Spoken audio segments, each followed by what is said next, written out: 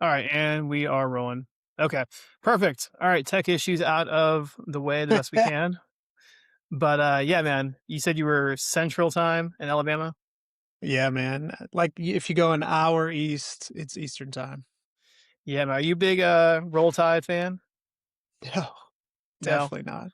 not a I'm football actually fan. f- I'm from South Georgia, so I'm actually closer to like Florida State than I am any other.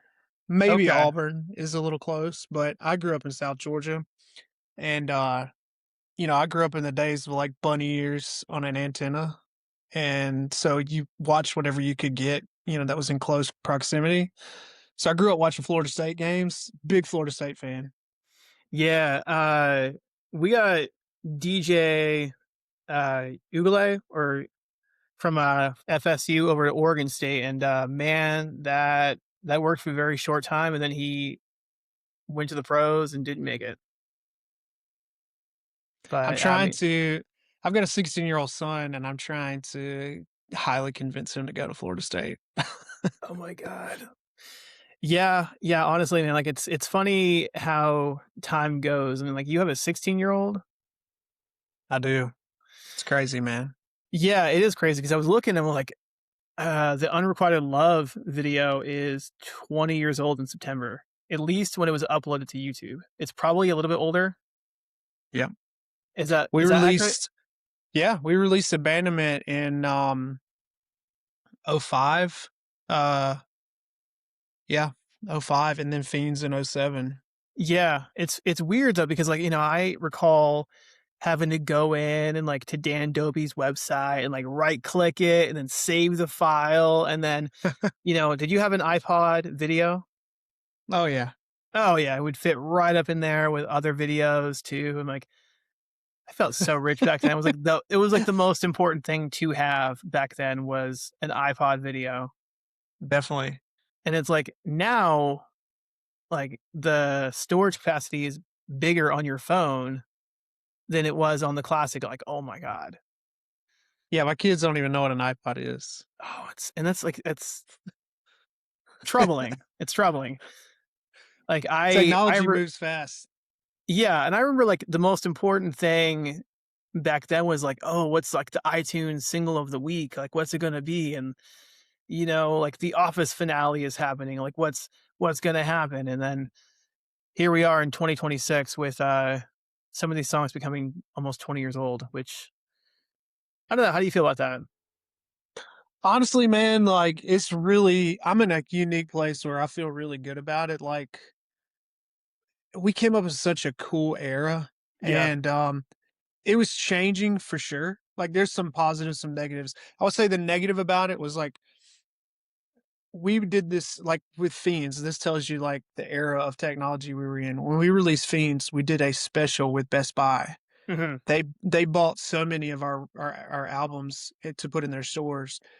But then like less than just a few months after they made that big purchase, streaming popped off, and it almost made those albums that they bought obsolete very, very quickly.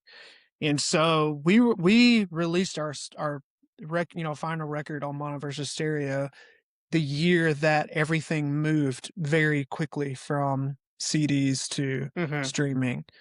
And so there was actually a period of time where our songs weren't even being streamed because we stopped touring and our record label busted up. Uh, and so our songs never got uploaded. So we actually had to take charge of that and get them uploaded and, get them on the streaming platform. So we were in a very like unique transition from CD to streaming. Yeah, because I remember, like, Mono versus Stereo went under 2008, I think oh oh nine. seven, Yeah, I summer mean, of '07. because it was like an It imprint of Goatee, right? Yeah, it was a subsidiary, and Brad Moist was the pioneer of Mono versus Stereo, and he was just an amazing guy. He went through some personal things and just decided like to release all the artists, give them their like he did it in a very like high integrity way. Like I'm gonna give you guys ownership of your music, and and we're just gonna fold everything up. You don't owe me anything, like, and so he's still such an amazing person. But yeah, it all happened around the same year that yeah, if I'm remembering correctly, I think it was the same year we stopped touring. Yeah, I mean, it's such a weird like that never happens. Like, oh yeah, have your rights, have everything, and like we're just gonna call it a day because it was like you guys, the showdown, Maylene, maybe Maylene did one album with Mono, and then they went somewhere I else. I think think Epitaph, Epitaph or Ferret or somebody like Ferret, that. Ferret, Was it there it is. Ferret? Yeah, Okay. okay, And then I Am Terrified, I think, was there. The Evan Anthem. I'm not sure where the Evan Anthem stood with Mono versus Stereo at that point, if they were still writing. And then Gasoline Heart had done a release on Mono, and they're phenomenal, like one of the best bands ever from that era. But yeah, it was a short run. I mean, Brad, I listened to a podcast Brad was on not that long ago, and he was very much, trying to model after Solid State, Tooth and Nail mhm, type thing. yeah. And Goatee was really cool and just saying like, do it. Like you seem to know what you're doing, and they gave him free reign to just roll with it. Where do you think things would have ended up like had Mono versus Stereo not called today back then? Like maybe even last like 3 or 4 more years. Like I picking up mean, more. Yeah. it could have been a totally different. It's hard to say. So I think at some point, Reliant K, the band Reliant K, got Hmm. involved and bought Mono versus Stereo out and released their music under Mono versus Stereo. I could be fuzzy about those details, but You're it's you're something. you're onto something here because I mean, funny enough. God, what year was it? I mean, maybe 2009 ish, 2010. I was in Franklin and went into the office area because the band I was with touring for a very short time, was doing some pre-pro down there, and I bumped into Matt Thiessen. Dude is ridiculously tall. Yeah, he I is. was like, "Oh my god." He's a good looking bro. He is, man. It was a little intimidating. I was like, "Oh," it's like you always talk about like, "Oh, you bump into somebody like, oh, you're so and so." I know. But, no, he was walking out and then, I recall they had that gigantic TV in the middle of their, studio kinda green room area. It was like, back then, like, that was a huge TV. It might have been like a 70-inch TV, And where but was that at? it was, like, in the goatee, like, mono versus stereo kinda like Oh, I in think their we offices? I think they, like, shared a studio, like, pre-pro area in Franklin, and it was cool. Like, I mean, there's certainly different places you couldn't go to, like, I think, Toby Mac had, like, an area where you definitely couldn't go into. I recall, though, the one thing that I recall above anything else was I recall seeing a lightning bolt foam finger for the showdown, and I wanted that more than anything in the world, They and I was always had great merch. it was, and I was like, I was trying to, like, brainstorm, like I said, "Okay, to steal this and hopefully not get caught." I they were they knew how to toe the line of, like, very creative merch and not make it gimmicky. Oh, Like, yeah. they knew how to do that really well. Davey, their singer, is super creative guy. Yeah, I bought a lot of, like, when we toured with them and stuff, I would always buy their merch because I loved their stuff. It always looked great. The And I'm a showdown Southern guy too, so I love the showdown, like, it's one of the some of the best memories I've had in music come by way of them. Like, they played Portland to just me, and, like I mean, like, no, it was, like, literally just me, like, they had openers and everything that all just took off, and it was like is that where you are, Portland, Oregon? yeah, they played a Okay, venue called Satyricon that no longer exists. It was an old, historic club. It was said to say, like, Courtney Love and Kurt Cobain met there back in the okay. day. But, no, I mean, they played to just me, and it was like I felt like I won a contest. I was like, "Okay, you get, like, your own private show for the showdown, it's gonna be awesome," and, like, they played like they were playing in front of 1,000 people 'Cause I remember it was like Yogi, from Demon Hunter was on the drums at the time, and it was the best. Like, I still have, like, a handful of, T-shirts from back then that yeah, I mean, speaking of, like, I mean, bands that still hold up, I mean, I know you're big on Project 86. Oh, yeah. Yeah. They I were good friends. I was just talking on a past episode how their whole catalog has held up so well over the years Yep. because 'cause they've been going since, like, 2001? Not 2000? Maybe longer than that. I Hmm, mean, I remember so Chasing Victory started in 2001. We were called Bailey Drive, okay. and, that was when we were in high school, and I would say 2002 or 2003, we played a battle of the bands in Albany, Georgia, and covered a Project 86 song that was on it was a song I wanna say they released on, like, the Blair Witch Project soundtrack or something like that. PS? S Yes. So Yeah. they were already, like, very well known when I was in high school, and we were covering we were covering them and, like, POD and Deftones and stuff like that, Yeah. and then we got a tour with them, which was super surreal. And, Andrew I don't remember all the original members, but, of course, Andrew was still Yeah, leading the band. Randy, Steven. No, I mean, I mean, that's a band I've seen a bajillion times over the years. I mean, one of the greatest lineups I've ever seen in my entire life was 2006. It was Project 86 headlining with, The Showdown and August Burns Red, which Oh. was Jake Lure's very first tour with the band. And so, yeah, that was like, I wish I still had the poster. I would pay legitimately $100 for that tour poster. It was the, Hammers and Blades US tour. It was in this, like, spring of 2006. And at that point, P86 would have been headlining for sure. Oh, they were red hot. Yeah. I mean, no, that wasn't the last on their deal with, Solid State, but yeah, I mean, god. It was a venue in Portland that used to exist, definitely in a very sketchy part of Portland. Like, it's like always like because Portland's fine. Portland's totally fine. But it's like, oh, where's this venue? Oh, East 105th or 135th. Like, yeah, of course, weird stuff's gonna happen in 135th Street. All the best venues are in the worst parts of town. Yeah. It's like that all over the country. Yeah, and like the stage was really, really, really high up. It was called Rock and Roll Pizza. Okay. If anybody listens to this and like recognizes that one venue, I will be surprised. We probably played there. I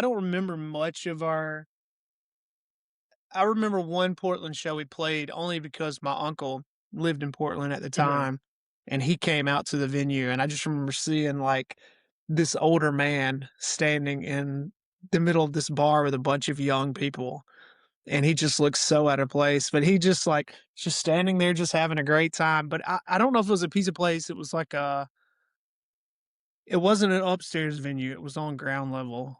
Yeah, what tour was it? I'm the worst to ask that question, I can't Yeah, remember. because it's like if you Uh, recall the bands, we can like back trace it through the power of the internet. I wanna say it would have been it's really hard to think. That would have been '06, '07. It Was might it? have been Project 86, but I don't think so. Yeah, It because could have been I'm looking. I'm looking in 2007 because you toured with August Burns Red and See in You Next '07. Tuesday. Yeah, and See You Next Tuesday. Life in Your Way was on that tour. From the Second Um, Story Window. yep. I What's don't think that? it was that tour, I think it would have been '06. We did, like, '06 we did The Boys of the Atlantic, I believe. We did a short run with Devil Wears Prada. We did, I'm the worst person to have on your podcast as far as memory No, no, goes. no, no. It's just My memory is terrible. a Eh, lot of Prada and a lot of August Burns Red touring. Or no, the Showdown. Oh, Lubbock. Anaheim, Bakersfield, Roseville, Spokane. It's funny, you skipped over Portland quite a few times. You went from Washington right over. Yeah, I mean, Um, I think it would have been the list of promoters that we booked with at the time. You know, we were on Bridge Street booking agency for a while, and then we were on another booking agency for a while. So just whoever they booked through, you know, whoever was hot. yeah, I'm seeing a lot of venues. It's oh, you played The End in Nashville. That's a venue. Oh yeah. Played the end for sure. We always played Rocket Town in Nashville. Never got to experience that. Um, Rocket Town had a couple of places you could play. Like they had a smaller room, a big room. They had a couple of places you could play. It was a neat venue. yeah, I gotta ask you while we're on the topic of shows, like Furnace Fest, that was in 23, correct? Or 24? 23. 23, okay. Was it the last show that you played? It was. We Okay. haven't played anything since. Whew, okay. Has there been discussions about playing another Oh yeah. show? Like We maybe like are I mean, we have some stuff coming up for sure in 2026 and 2027. You know, we're also spread out now. yeah, Um I'm in South Alabama, Chris and Clutch are in North Alabama, Jason's in Atlanta, Michael's in South Georgia, Jeremy's over on the West Coast or the East Coast of Florida. So we're just really spread out now. We're doing a lot of writing. We've got a lot of music coming out this year, and we want to be very selective in the shows that we play, and we're trying to play with, you know, festivals. We've got another show I can't really talk about that's already in the books, but it's going to be a big deal. We're super excited about it, and we're just kind of like we're all like trying to learn how to navigate like what playing shows in 2026 looks like. It's yeah, weird. Like when we were coming up, it was just about your rep and your booking agent and your manager and all that kind of stuff. But now it's like, how many followers do you have on Instagram? You know, it's like the things that promoters are looking for are very different than what we're used to. So we're just kind of navigating this new landscape and being a little more selective with the shows that we play because it is pretty costly for all of us to get together and play. We'd rather focus more right now on getting together and putting out the best music that we possibly can, which I think we're doing a great job of. Like personally, the music we're putting out this year is by far my favorite music we've ever written. Um, and so once we get that out, the shows will come to support that. It's just a matter of getting that out and like I said, navigating the whole 2026 landscape of what playing shows is. yeah. Of course, it's like, if you're gonna go out and play, it's like you might as well play to like as many people as possible to make it worth your while. You know? Y Yeah, I mean, after we played Furnace Fest, it was such a fun experience. I mean, the sound this is not Furnace Festival, so the sound was terrible. Mm, The setup was terrible. We had, like, 10 minutes to get our stuff set up, didn't get an opportunity to check monitors, still turned out to be one of the best shows we've ever played and the most fun, just because of the energy of the crowd. The whole feeling of nostalgia is very unique, and it's a lot of fun, and we just made the best of it that we could. So having went out on that note, like, we don't want to we don't wanna, do worse than that, I guess is what I was trying to say. Like, we want to continue to top that and continue to play bigger and better shows. And we definitely have some stuff in the works that's going to be on that par, if not a little bit bigger. yeah. So that's the kind of stuff we're working on. And then of course, like we do really well over here in the southeast. Like Mhm. we can we can jump on a show with a couple of local bands from our era that are still kind of playing a little bit. We can play Tallahassee, Jacksonville. We can do Birmingham, Tuscaloosa, or Atlanta, or Nashville, and those are kind of like our hometown cities. And and then we know a lot of bands from those eras, so we're just kind of waiting on the right moment to jump on something. And but we do have some stuff in the works. Do you know if Oh my god, I think it's called The Pit in Jacksonville. Is that still around? It was off the J highway, and it was like Jeremy would know better. He's from, Jeremy lives in St. Augustine. He's our drummer. yeah. I'm not real familiar with Jacksonville. I mean, the place we used to play over there was called Murray Hill Theater. Yeah, that still I exists. mean, great venue, like, I wanna say it was like 5 to 700 cap venue. Um, they always promoted well, they had the staff always treat you great, like, we that was one of our Oh, yeah. hometown venues. It's like the rocket town of Jacksonville, almost. It was. Jeremy says there's, several other really good venues in that area, but we've been out of the game so long, I'm just Yeah. not familiar with them. Is it weird, like, okay, so you're releasing, a song here and there, over the last couple of years. It's funny because, yeah, even with you recording with, the Black Sheep podcast, you're like, "Yeah, I don't really know if we're gonna, like, put out any new music at this point." Like, I thought about it, but yeah, maybe not. And Yeah, then, I mean, yeah, now you have if like, what? As of, like, next week, you'll have 3 new songs. we have a song coming out next week, and Yep. then we're gonna keep putting songs out over the next few weeks, and months. We recorded a big group of songs back in January, and then we did some more, back in March. And basically what changed the game for us is, I'm not sure if you're familiar with this kid. I say he's a kid, he's not a kid at all. Jacob Mooney. He Mhm. is a, drummer from Ohio, Yep.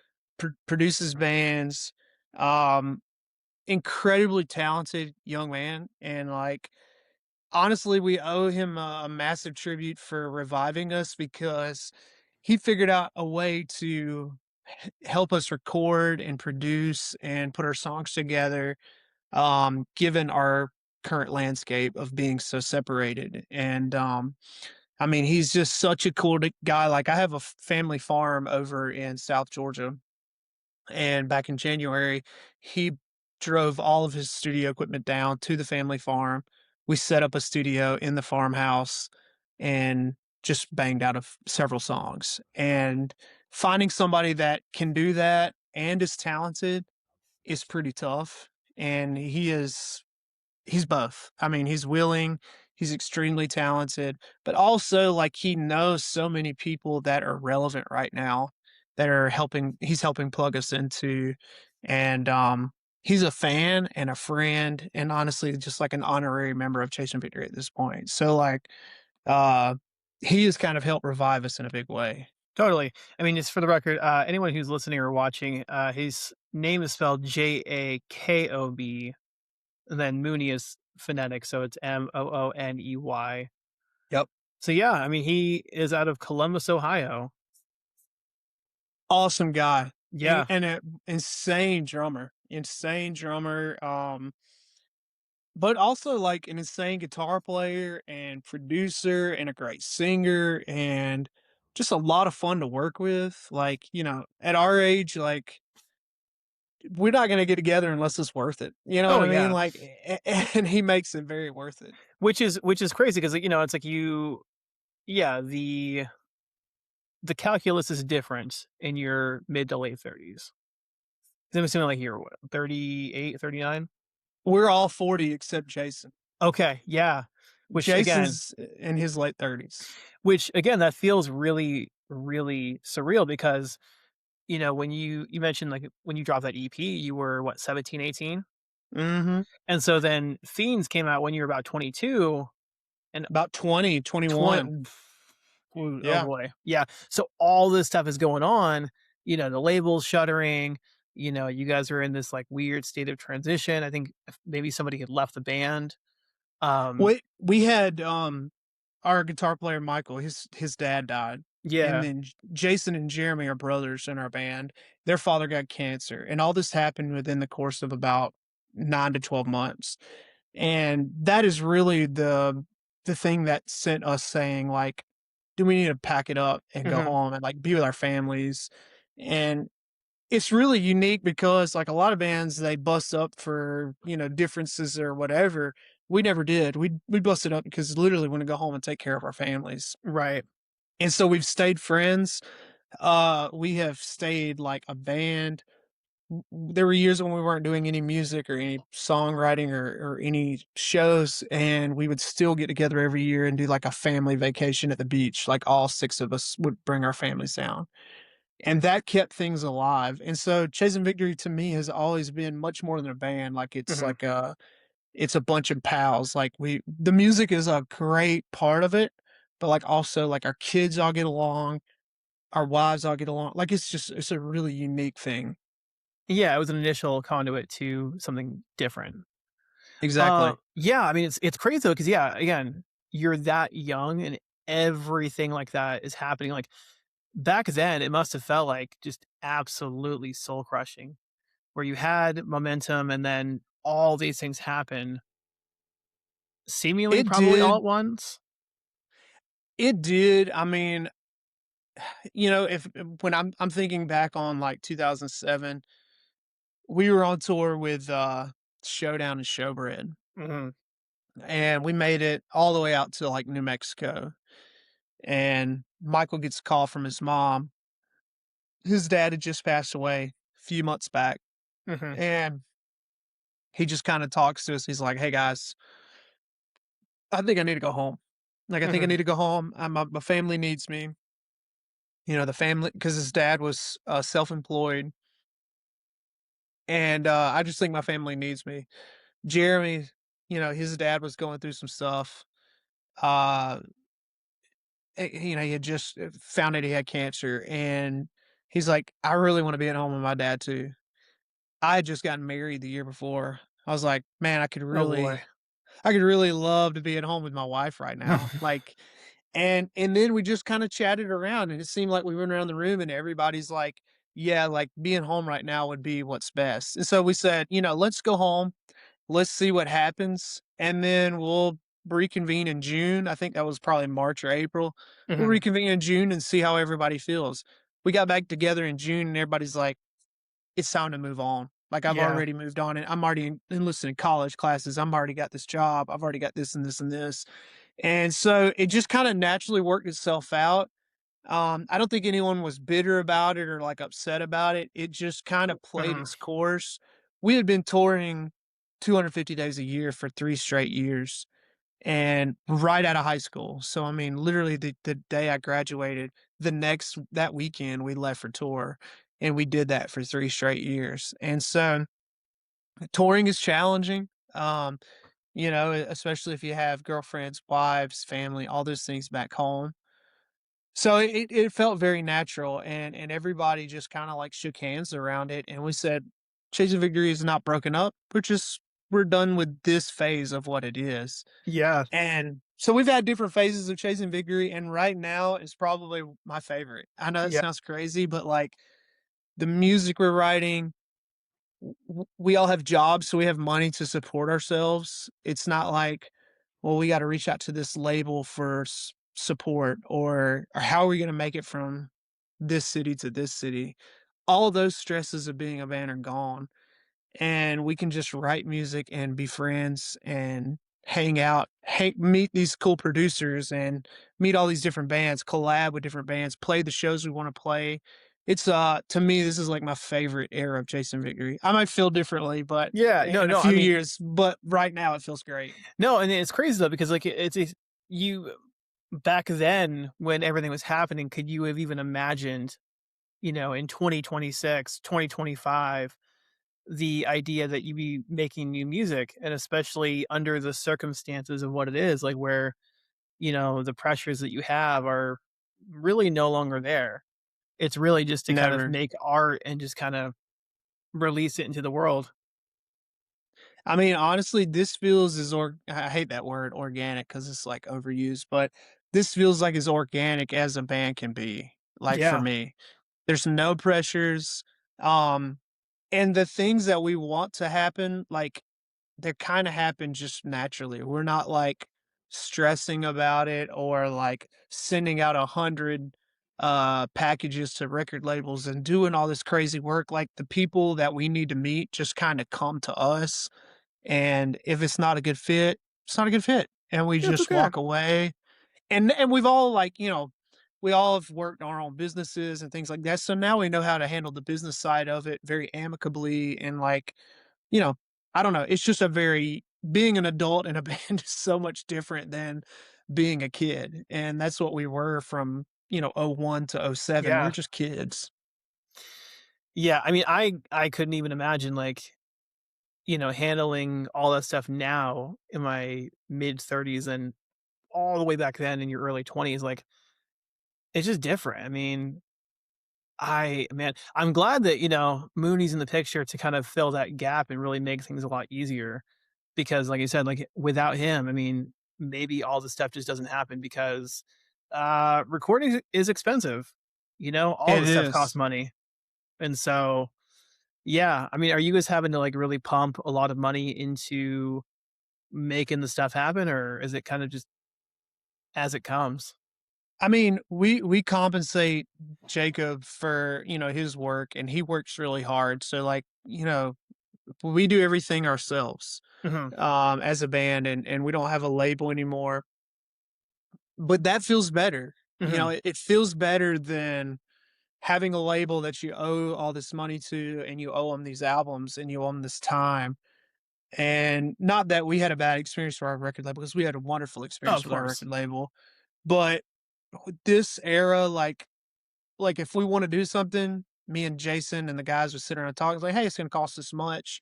Maybe we can do this and this and this to raise money and pay for it. And if not, then we'll just come out of pocket. It feels more like a hobby or a vacation. Like you're going to spend some money on it, but like it's an experience. You're going to be with your best friends. You're going to get to make some cool art with it. And at the end of the day, you're going to have something to show for it. So it's like, we we have this show coming up in 2027, which I wanna talk about so bad, but I can't, but it's a vacation. I mean, the way I look at it, it's a flipping vacation, and we might have to spend a little bit of money to do it, but we're gonna get to go do it. We're gonna all get to hang out, our wives and our families get to come, and we get to do what we love is chasing victory. So to me, like, if I gotta spend a little bit of money to do it, who cares? Like, it's a blast. Adam, I'm pretty sure you're telling me what it is without actually telling me. Like, I'm, like, 99.9% sure.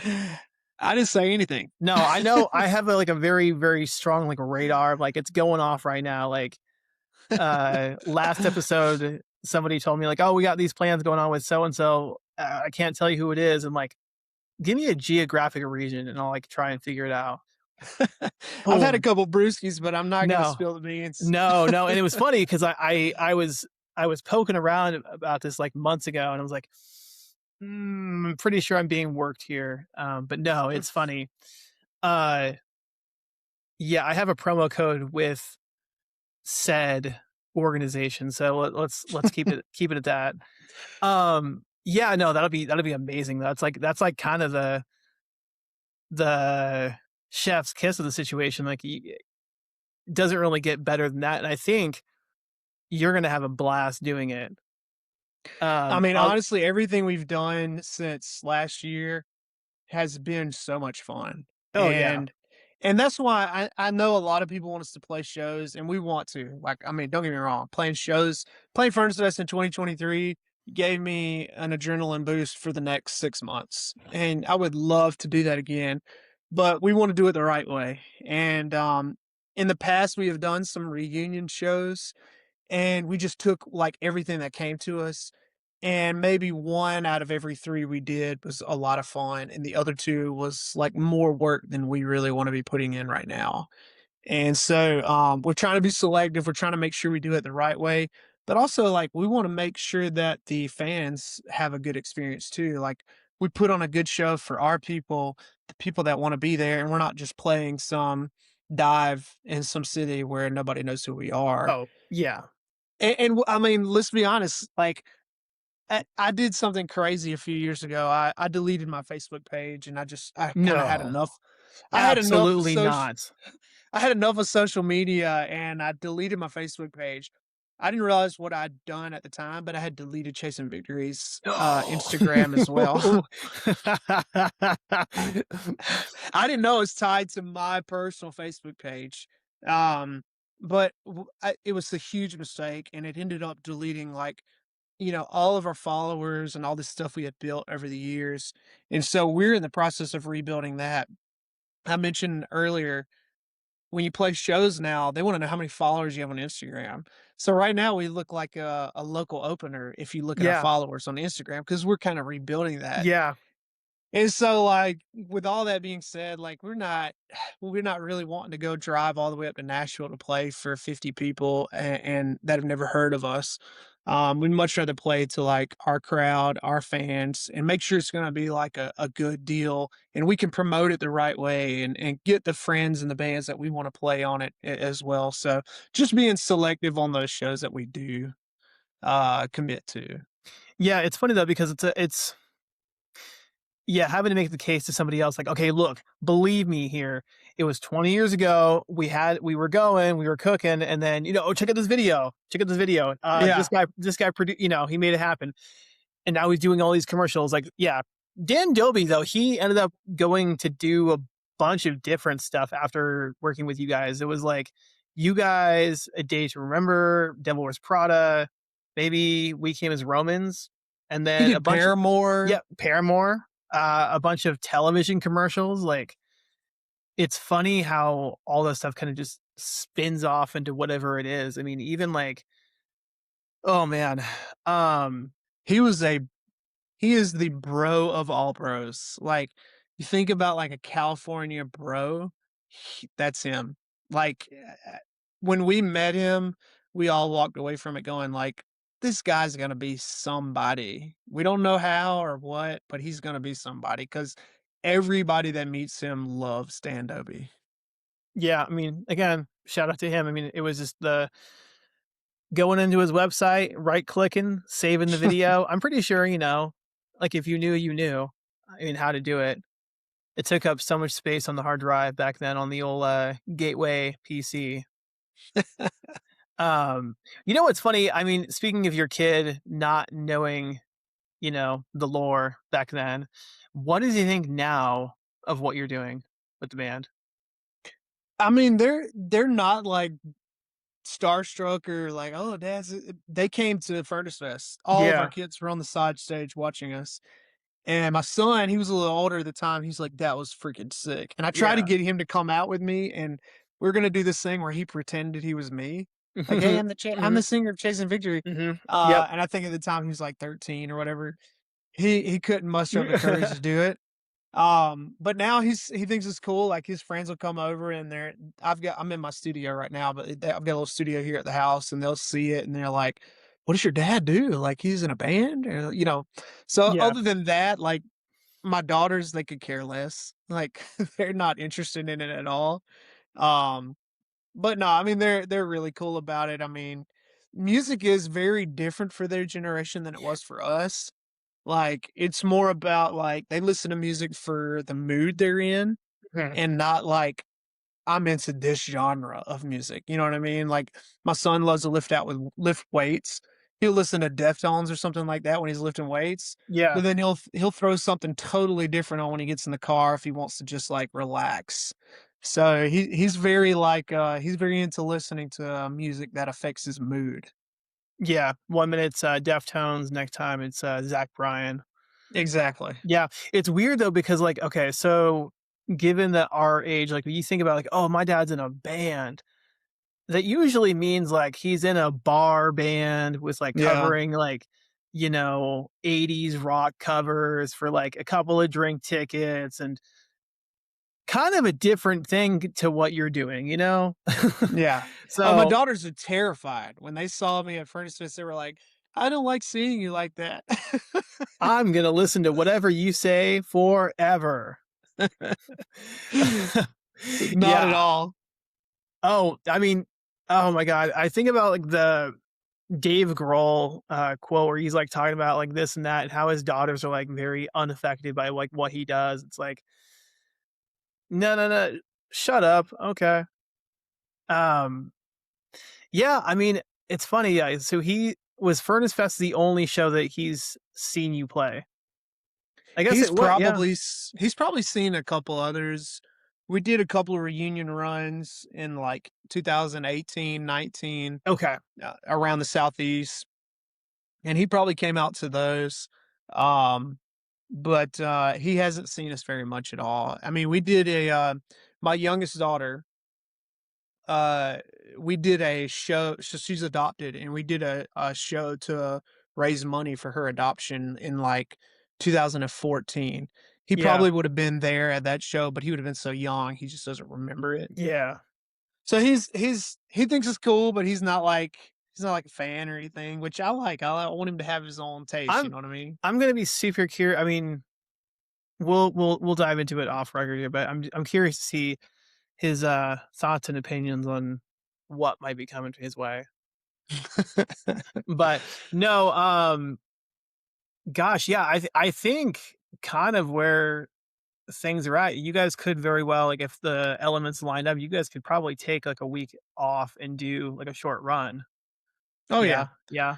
We look at, we look at, like, long weekends, we look at opportunities, we've had some opportunities come our way this year. Some of them were good, some of them weren't so great, but, we all work jobs, full-time Mhm. jobs, Yep. and so we would just do it during our vacation time and stuff like that. So that's really how we plan things out. I mean, it's, I don't know, it's just different than it was back then. Back then, Yeah.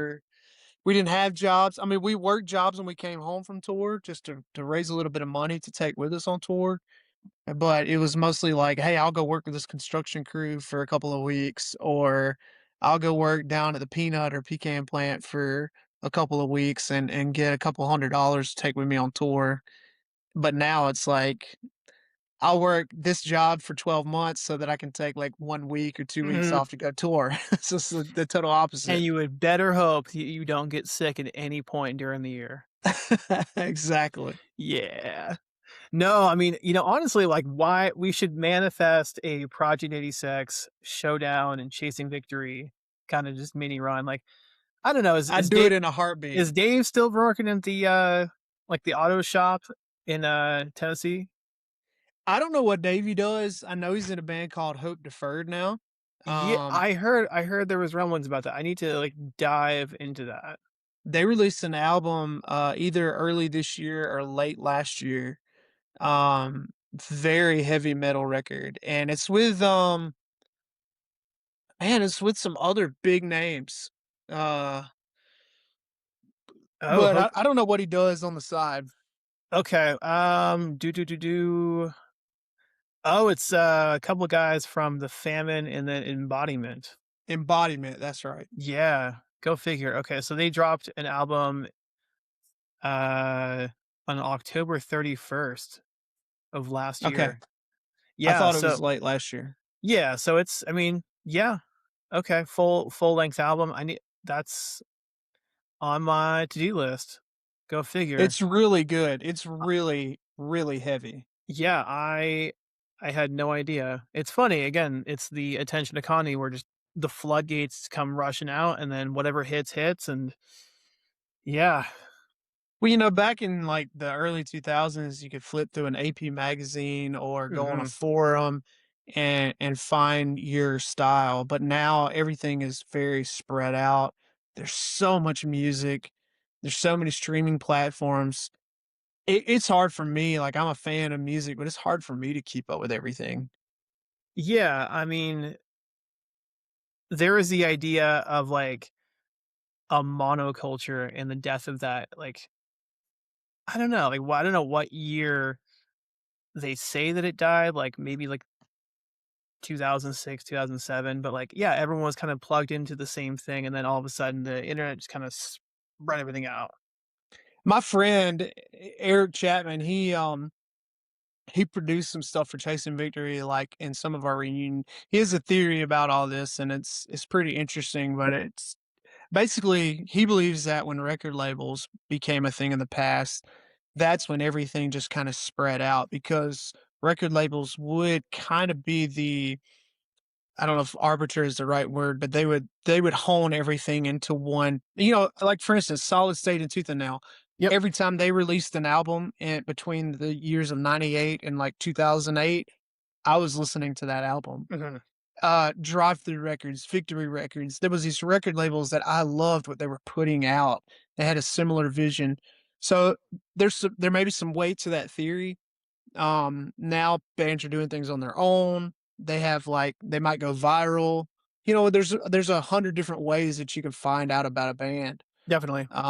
So Yeah, I mean, like I said, Emery is a band that, continues to do things on their own terms. I mean, they're very, very smart and calculated, and then, because of that, they're able to tour successfully and sell out show after show. I mean, they just got home recently, and I mean, they were playing to multiple sold out shows. Like, I mean, they played the Roseland in Portland, and that is one of the largest venues in the city. Oh, speaking of which, the show that you were playing back in Portland back in the day was in '07. It was okay, with August Burns Red, and it was at the Satyricon. okay, Yeah, so that venue no longer exists. It closed up in 2015, I want to believe. Like maybe okay. no, no, wait, no, way before that. But yeah, that was the venue that the Showdown played to just me. Yeah, yeah, it That's a was. pretty big venue to be by yourself in. Yeah, no, it was like a 350 cap venue. Yeah. There was some just absolutely insane shows there over the year. I mean, outside of the Project 86 tour, there was Bring Me the Horizon with Misery Signals and The Ghost Inside in that same venue, and still to this day, one of the best shows I've ever been to. Um, yeah, that was the first time I saw The Ghost Inside. Haven't missed a show since. So that was What year 2007, was that? Okay. 2007, 2008, maybe. They were hot in '07. Hmm. They're Yeah, to first out. I went back and listened to some of their music from that era recently, and it is so freaking good. Yeah, I mean, all of it. I mean, Misery Signals just called it a day last year. They brought back Carl to perform with them, so they had the two vocalists back and forth. Yeah, they played a show in Portland that was sold out. Like, you ever just walk into a show and then you walk out, you're just completely soaked. Not Yeah. even from moving. It's like, you've been mosh retired for a decade and you just walk out and just because it's so humid and so sweaty and just mm. We live in the land of humidity down here, brother, so that's Oh, every yeah. show. No. No, man, it's, I mean, Oregon gets really bad, like, it's 92 here is way worse than, like, 107 in Vegas, like, it's Yeah. ugh, The Southwest, they don't know what heat feels like until you're like you walk to your car and you're drenched by the time you get there. yeah, That's you guys get that over in Portland. yeah, I mean, plus it rains a ton, like, Yeah. you look one way and it's raining, like, I think it was raining for a consistent like, the whole last week, I was like, "Why is it raining? It's the middle of April, why is it raining? Can it just stop, please?" Like "Oh, Matchbox 20's on the radio again, and it's raining, like, please stop." But, no, I mean, okay, so you know what, it's funny because when you guys started, with the band, you were 16, 17, and almost finishing high school, and then now your son is in the same place, like, does it Yeah. feel kinda like, "Oh my god," like, everything is kinda coming full circle, even though he may not be interested in music Yeah, I in mean, the same way? he's not interested in music at all, but, like, it is definitely surreal. I don't feel 40 at all. I still feel like I'm in my well, early in the morning, I feel like I'm 40, but after I stretch and I have my coffee, I feel like I'm in my 30s again, and Yes. so I work a lot, like, I love to work. It just keeps my mind busy and but yeah, having a 16-year-old, I mean, my wife and I talk about it all the time, how weird it is, and, like, I can't believe I've got a kid going to college after next year, and I don't know how I feel about it. It's still it hasn't we haven't started visiting colleges yet, and until we do that, it's probably not gonna really hit home. But yeah, he's a cool kid. Like I've always like encouraged my kids to like do your own thing. Like whatever your thing is, go for it. Like I'm not gonna try to make my thing your thing. he's a weightlifter, which, is totally different than my life. So, like, I just gotta make sure he doesn't kick my butt when he comes home. Mhm. That's pretty much it. You ever watch, Hot Rod? Oh, yeah. When it gets you better? Yeah, Um, he's a tough kid. well, I mean, you gotta be proud though. I mean, it's, you produced a very fine young man that can, Oh, put yeah, you down. Plus, absolutely. it's a good retirement option. Well, look, he can't put me down yet, but I don't let him know how much I'm hurting after we wrestle. Let's just Yeah. put it that way. I walk away and I'm like, "Ugh." Yeah, it's funny, there's, like, different things that, like, I mean, God, I was talking to a manager recently, and I was like, "Man, does it get any easier as you get older?" Like, because I'm looking at, like, the watch, like, when I'm in a show, I'm like, man, it's, like, 10 PM, and I kinda have an hour and a half drive home. I really hope that these guys get off stage at, like, 10:30 tops, maybe. I'm, like, scrolling Setlist FM, like, "Okay, when was the last, like, end time for this set?" I mean, I got lucky last night. I watched, Terror play in Portland too, like, Oh. yeah, it was, like, the craziest, like, DIY punk rock venue that just happened to pop up in the last year in Portland. They were done off stage by 9:45, and I was like, "Perfect. I'm out." Well, they've gotta be at that age too where they're like, "I'm Oh, not playing at midnight, forget it." no, no, but they continue to pack out venues, like, just That's d awesome. day in, day out. Yeah. I mean, yeah. I mean, they all look and sound fantastic too. I mean, talk about longevity. I mean, they all I'm pretty sure all of them work out still. I They've know gotta that. be my age at least, I Oh, I would think. older, older. Older? Okay. Yeah, I mean, I know that Vogel was, definitely running a lot at one point. He looks great. Looks I fantastic. gotta get on that train. I've had, like, different phases in my life where I've done CrossFit or long distance running, and I'm kinda in a beer drinking phase right Oh, no, now, so I hear you. I'm doing the diet Dr. Pepper cherry, 0 sugar, just because I don't have the calories for it till later. So Yeah. I plan my chaos, in advance. I schedule it.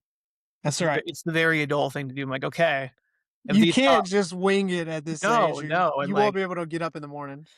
yeah, yeah, I mean, it's weird because like, okay, if I have like, 1,900 calories and I know I'm gonna work out today, I can, sequester 900 calories for these like frozen margaritas, and then, 1,000 calories are gonna be for chicken breast only. And it's like, okay. Like, I get off a little bit easy, like, my wife's like, "Fine, whatever, it's fine." I don't get a hard time over it, but, yeah, other people not so much. But, okay, yeah, so new songs out in a couple days then, you have a bunch more on the way. Are you looking to just do the single thing and then repackage as an album, or Most likely, okay, we wanna get some legs out of our releases, and we feel like right now, the music we're recording, every song is special. Like, we're we're writing a lot, and not every song is making the cut, and we've never been that way before as a band. Like, when we did Abandonment, we went into the studio with the songs that we recorded, and we really didn't leave anything on the cutting table. Fiends, we went in with less songs than we actually recorded and wrote some in the studio. Right now, we're just pumping music out. We're writing, writing, writing, writing, writing. We've probably written 20 or 30 songs over the last 2 years, mm, and we're really honing in on what we like and what we think sounds like better than the last thing we put out. yeah, And, that to me is really fun. Like, to get excited about, like, it was cool to put an album out and get excited about the album, and then you walk away like, "Well, there's 2 or 3, like, fillers," right? And we don't feel like anything we're putting out right now has filler vibe. Everything we're putting out, we feel like could be a single or a big song for us, and we wanna keep focusing on that energy because to me, there's longevity in that. Like, mhm, we can do that for years and years and years and years. Whereas you put out 10 songs and 7 of them are good and 3 of them are filler, it feels, it feels a little forced. And so we're not forcing anything. We're only recording the best of the best. And I know that the 5 or 6 songs we're fixing to put out over the next few months, they're some of the best songs we've ever written as a band. And so want to keep doing it that way. Like it's working. It fits the model too, I Mhm. think, of today. Not a lot of bands are doing albums. I mean, people are doing albums, but they do the single thing and get some legs out of it. And I think that's the smart way to do it. I'm wondering, so given outside of just listening on streaming and whatnot, is there any other, like, maybe, like, packages, like a sweatshirt or a T-shirt that people can order eventually to, like, put more money towards whatever you guys are doing in the future, or Yeah, so we put out merch. I mean, we have chasingvictory2025.com. We're constantly putting out merch, and then with each release, we try to do some new merch and try to back that song up with fun items, hats and uh shirts and hoodies and all kinds of stuff. Um, Oh, I we're see what's doing going on, okay. and we do some vinyl releases. We've got another vinyl release coming up soon. Um, and we're kind of, like I told you, we're kind of relearning the landscape. So I think as we relearn it, there's going to be a lot more to come. Like as we think, okay, this works, this doesn't. So let's shift a little bit more energy this way. And and yeah, I mean, as we put out more content, that just creates more opportunity for different merch items and different things like that. So yeah, there's a lot more coming other than music. Totally. Okay, you know what's funny? Okay, so one of the biggest themes that I was chewing on with where you guys have been over the last 20 years is just the skill of being able to maintain a friendship group over that period of time. Like, to me, that's a huge deal, and I think Probably the that thing we've done best. yeah, it's a huge deal, though, because I feel like a lot of people don't even have that skill when you have people in that immediate area. It's like you got a friend 10 minutes down the road. How often do you see them? Yeah, 15 times a year? Not even? right. Maybe, and, yeah, things get in the way, people have kids, people, do this and that, but, like, yeah, I mean, even a text back is, like, too difficult sometimes. Like, what is it about you guys that you guys do together to, like, maintain that core friendship group? I think honestly the personalities in our band contribute a lot to it. Everybody in our band is very easygoing. Mhm. Um, I'm probably the most wound up of everybody. I'm very like ADHD, like high strung. I'm go, go, go. Like I got 100 things going on at all times. Everybody else is very chill and relaxed.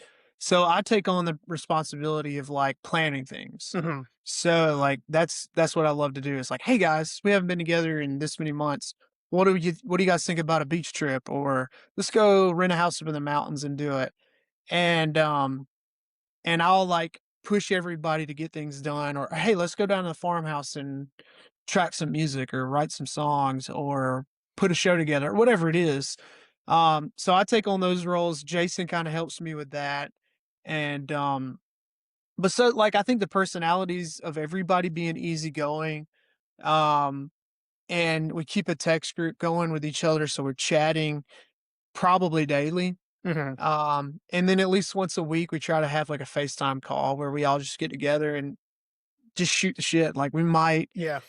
we might talk about something that's business related, or we might just like hang out. Hey, what have you been up to? Oh, my daughter had a gymnastics thing, and like, whatever it was, and we just talk about that. So we just try to stay in touch with each other. Like, I don't have a lot of like close friends in Dothan. I just moved here a year ago. Okay. So, like, and I've moved around a lot with my jobs and stuff like that. So the Chase and Victory guys have always just been like my bros. And me, Michael, Jeremy, and Jason, 4 of the 6 members in Chase and Victory, we all grew up in the same town together. So like we knew each other growing up. We were friends as kids, and we just try to maintain it like that. To me, that's my primary focus of chasing victory. It's the priority number 1. Mhm. Are we good as friends? And if we're not good as friends, everything else kinda needs to pause until that's fixed. And then we get that on track, music and all those other things come next. Yeah. I mean, I like the idea of you kind of being the initiator too, because I feel like every group kind of needs that initiator to like reach out and be the first person to do that. Yeah. Otherwise, And like, who look, knows?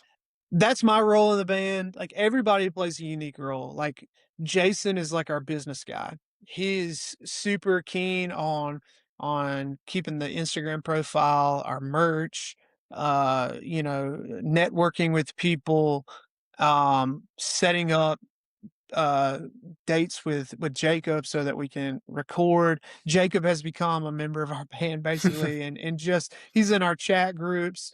He probably gets annoyed with how much we text each other back and forth because it's not just chasing victory, it's memes and everything else, you know what I mean? So and then like Chris Cargile does our artwork, and Jeremy is great on the creative side of things, like coming up with concepts and imagery and symbolism and all those kind of things.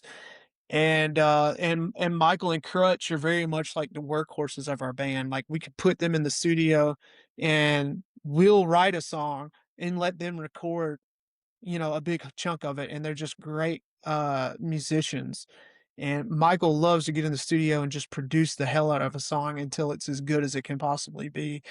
So everybody kind of plays a different role in chasing victory, and it makes it fun because nobody gets burned out doing one thing, if that makes sense. No, of course. Yeah, so things are in a pretty good spot for you guys then. You got new music whenever you guys kind of feel like doing it, and then you release it whenever you want to, and you know, things keep turning. Yeah, man. As long as all of us keep jobs and we can pay for it, like, I really don't see an end to it. Yeah, I mean, what do you do in your day to day, if you don't mind me asking? I'm a pecan sheller, so my my family was in the pecan business when I left chasing victory.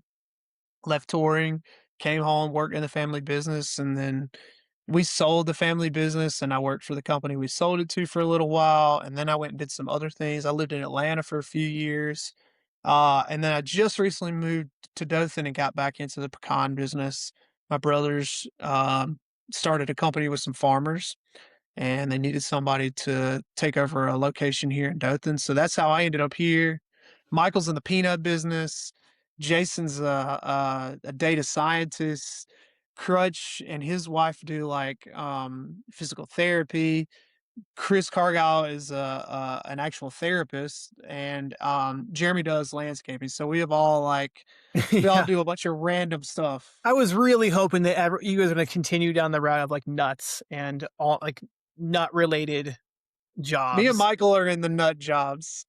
You guys are nutty for whatever it is you guys do. Work at work at the Nutty for nut riffs. house. Nutty for riffs. Oh my god. Okay, cool. So new songs out this upcoming Friday, and then I don't know, what is it, May? So at least a few more before the year's over, and then you'll have some more announcements regarding shows and yeah, We're gonna have on to 6 or 7 releases for sure in oh my 2026. I mean, think about it. Just you don't have to go too crazy. Just as many as you guys want to. Just space them out however you want to space them out and let them breathe, let them do their thing. Any like guest vocalists on any of these or Yes, so, gosh, I don't know how much I can tell, but, give me some like general like way uh bigger than Chasing Victory, I'll tell you that. okay. A band that came on around the time that we were stopping touring and is still very active and relevant today. Okay. Incredible vocalist. Matter of fact, he just had an Instagram video go viral, like, last week. Um, and I just heard the mix of this song with him on it, and it's one of my favorite songs we've ever done. So, yeah, that's gonna be a fun one. Yeah, I mean, again, if anyone has learned anything, you know, things kind of go full circle and come back. I mean, can we like cyberbully Brandon Reich to bringing back Dead Poetic? That's a Why band not? Yeah, I mean, they haven't toured and done I mean, when was the last show they did? I mean, it's been forever. I Uh, wouldn't know. yeah, Eh, that's a band that ah, I'm man. still hoping Beloved works things out. That's Woo. my band that I Yeah, hope gets back together. I think that would be something that would draw some big numbers. I saw them do a reunion thing about 3 years ago in Atlanta, and they sounded perfect. Like they never stopped. I mean, every single second of their show was sounded like the album. I was blown away. Yeah, speaking of beloved, Advent, they played Portland one time, and I don't think I've seen, like, a mosh as, like it was something. They, There so Joe recently featured on my buddy's band, The Tarnished. They're an Atlanta, like Atlanta area band. Joe just recently featured on one of their songs, and my gosh, the dude just he's still got it. Like he's still so solid. yeah, it turns out Advent has a new EP out, and I had no idea. Go figure. Yeah, they opened for Demon Hunter, and I very vividly recall someone being speared into the merch like, it was just something else. Yeah. They, yeah, shout out to Advent. I mean, like, talk about like, if there was, like, a Scream the Prayer kinda, like, revival, whatever that tour was, like, Advent should be, like, at the very top of that list for bringing it back. Oh yeah. Like, Demon Hunter could headline, make sure they get the top billing and money, and then just put Advent on and whatever else. Maybe some new guys, but whew, talk about crazy. But cool. You guys are active on socials now that you guys have socials again. Yeah, we are. What was the conversation like when did you tell everyone that you had lost the socials, or did someone like, hey, where is the page, Adam? Like, I can't find it. Like, what happened? Yeah, it was just a lot of apologizing and, you know, they had to find me first because, like I said, I deleted my socials and, I just kinda disappeared for a little while, and so, yeah, I just felt terrible. Yep. It was a big accident. So Chasing Victory official band is the handle across Instagram. Can you guys be found on TikTok and Twitter? TikTok, yes, Twitter, maybe. I don't handle our socials, so Yeah. Jason does that, but I think we're on TikTok. 40 Yeah. year-old guys on Go TikTok. figure. Go We're figure. learning that landscape as well. But yeah, I think we're there. Cool. And anything else you want to dump on us before we kind of call it, or May 8th, check out our new song Blue Eyes. Sneaking suspicion that it might be your favorite Jason Victory song ever. we'll see. So yeah, that's it. And then just stay tuned because we have a lot of stuff coming up in the next 12 months for sure. Cool. 1 second here.